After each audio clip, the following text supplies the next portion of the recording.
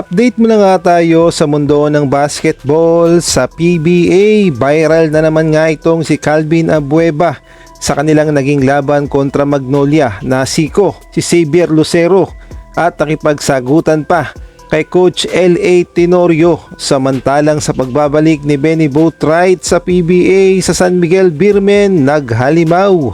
At malaki din ang tsansang magamit na sa Gilas, Pilipinas. Ngunit bago tayo magpatuloy, pakipindot naman ang like, subscribe at ang notification bell para updated ka sa susunod kong i-upload.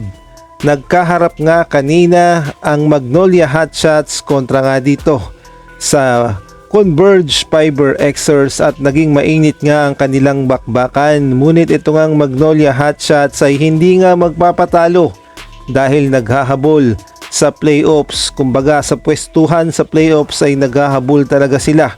At ang naging resulta, panalo naman sila kontra sa Converge sa final score na 106-94.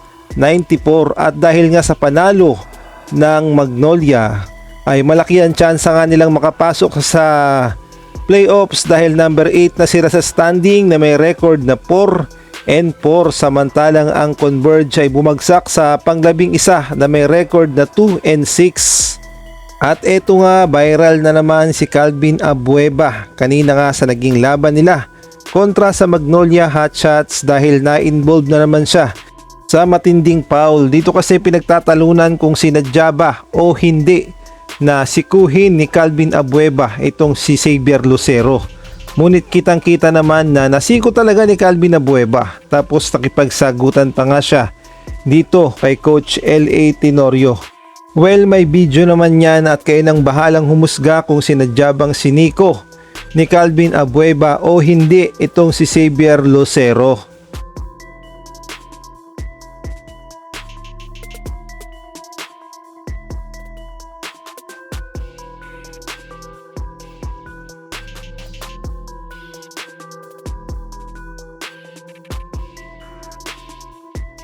At ayon nga sa video ay mukhang sinadya ba talaga ni Calvin Abueva ang sikuhin si Xavier Lucero at may parinig pa nga siya dito sa social media sa kanyang Facebook post. Ang sabi niya nga, anak nagsumbong sa tatay dahil sa foul.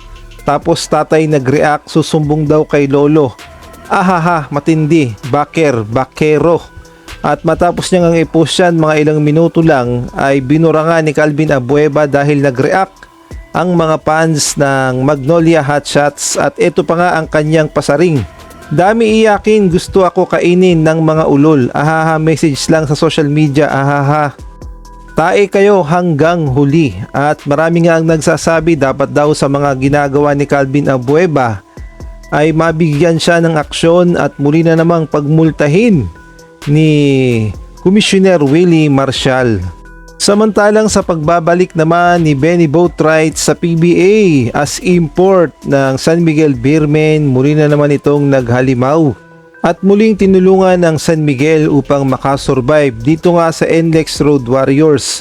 At tumaas din ang pag-asa ng San Miguel Beermen na makapasok sa playoffs. Natapos nga ang laban sa final score na 94-98 at eto nga si Benny Boatwright ay umambag ng 41 points, 11 rebounds, 3 out of 5 sa 4 points. At dahil dyan, pang number 7 na ang San Miguel na may record na 4-4.